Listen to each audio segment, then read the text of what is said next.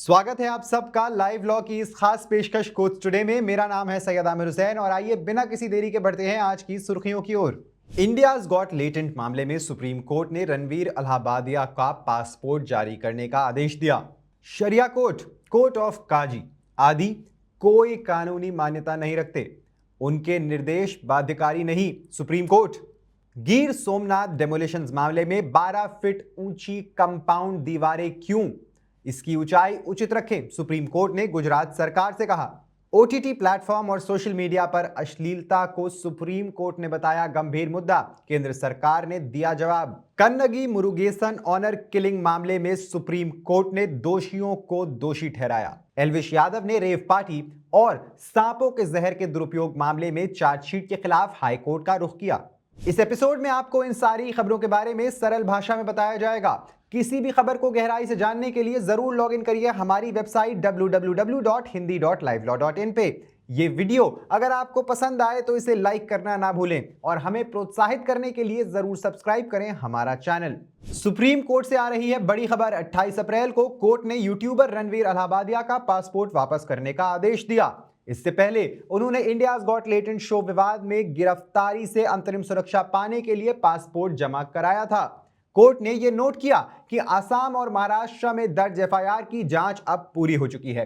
अब Ranveer Maharashtra cyber crime bureau से अपना पासपोर्ट वापस प्राप्त कर सकते हैं। रणवीर के वकील डॉक्टर अभिनव चंद्रचूड़ ने कोर्ट से आसाम और महाराष्ट्र की एफआईआर को एकत्र करने की मांग भी की, लेकिन जस्टिस सूर्यकांत ने कहा कि दोनों एफआईआर में अलग अलग आरोप हैं और फिलहाल इसे अस्वीकार कर दिया। इस पे अगली सुनवाई में चर्चा की जाएगी। यह मामला तब शुरू हुआ जब इंडियाज गॉट लेटेंट एक यूट्यूब पर आने वाला टीवी शो कि उसके कुछ वीडियो वायरल हुए जिसमें आपत्तिजनक टिप्पणियां की गई थी, जिसे जनता में आक्रोश भड़क उठा।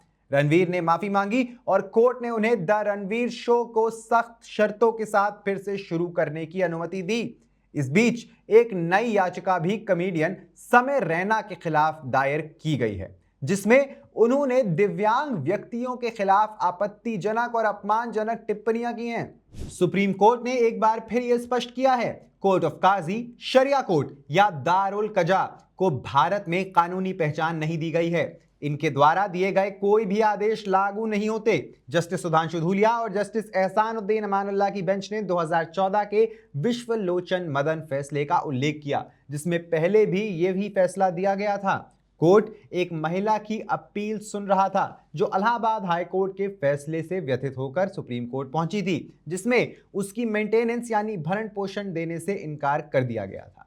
आश्चर्य की बात यह है कि फैमिली कोर्ट ने या पारिवारिक अदालत ने उसके क्लेम को रिजेक्ट करते हुए एक कॉम्प्रोमाइज को माना था जो काजी कोर्ट में फाइल किया गया था। सुप्रीम कोर्ट ने इस बात पर असहमतिपूर्ण प्रतिक्रिया दी, कहा कि ऐसे कोर्ट्स का कोई अधिकार नहीं है और पारिवारिक अदालत के अजम्पशंस जैसे दूसरी शादी में डाउरी ना मांगना गलत और बिना आधार के थे।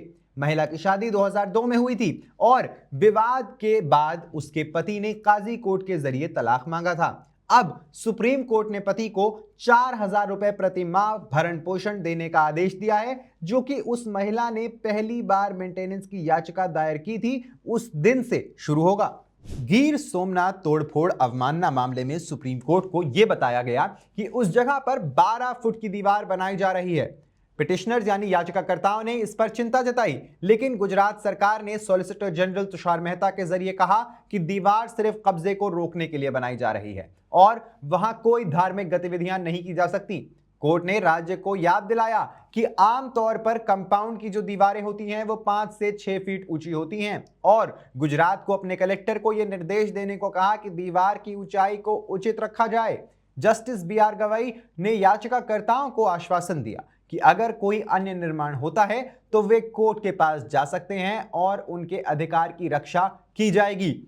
कोर्ट ने यह स्पष्ट किया कि जमीन सरकारी संपत्ति है। यह मामला एक कंटेम्प्ट पिटिशन से आया है, यानी एक अवमानना पिटिशन से आया है, जिसमें मुस्लिम धार्मिक संरचनाओं को गैर कानूनी तरीके से गिराने का आरोप था, जबकि कोर्ट ने 17 सितंबर को स्थगन आदेश दिया था। गुजरात ने पहले वादा किया था कि जो इमारतें गिराई गई थी उसे किसी तीसरे व्यक्ति को नहीं दिया जाएगा।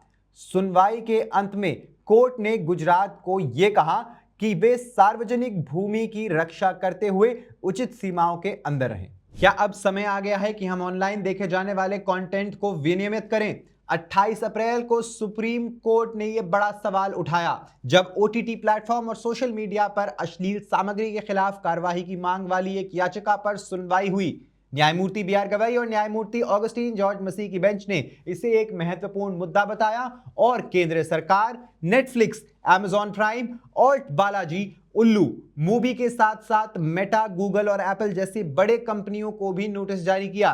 कोर्ट ने जोर दिया कि नेटफ्लिक्स जैसे प्लेटफॉर्म पर भी सामाजिक जिम्मेदारी है।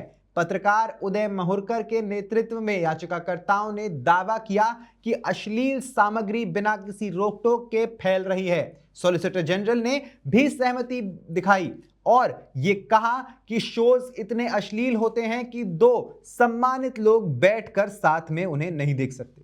28 अप्रैल को सुप्रीम कोर्ट ने तमिलनाडु के Kannagi Murugesan honour killing case में दोषियों को सजा दी और बरकरार रखी।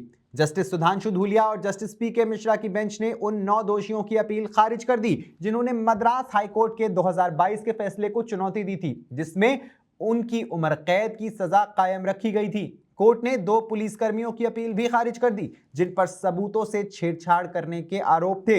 यह मामला एक अंतर जातीय दंपत्ति एस मुरुगेसन, एक दलित केमिकल इंजीनियरिंग ग्रेजुएट, और डी कन्नगी, बनियार समुदाय की कॉमर्स ग्रेजुएट, की बेरहमी से हत्या से जुड़ा है। दोनों ने 2003 में छुप के शादी की थी, लेकिन जुलाई 2003 में कन्नगी के परिवार ने उन्हें जहर पिलाकर मार दिया।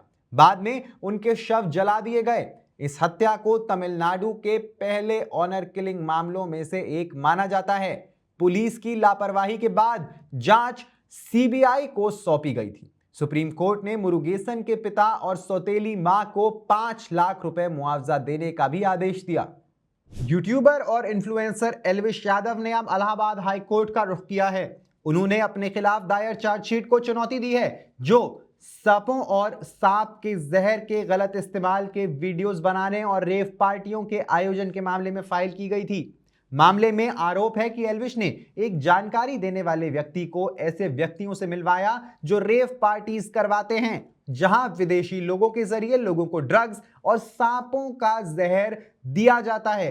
एल्विश पर wild life protection act, IPC और एनडीपीएस एक्ट के कई सेक्शंस के तहत केस दर्ज है। एल्विश के वकील ने कहा कि ना तो एल्विश के पास से कोई सांप मिला, ना ही किसी तरह के कोई ड्रग्स और ना ही उनको इस मामले से जोड़ने के लिए कोई सीधा सबूत।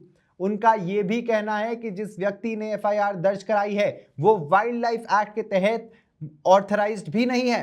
वकीलों का यह भी दावा है कि एल्विश की लोकप्रियता के कारण यह मामला इतना बड़ा बना जिसमें मीडिया और पुलिस का ज्यादा ध्यान गया और बाद में कई आरोप हटा भी दिए गए।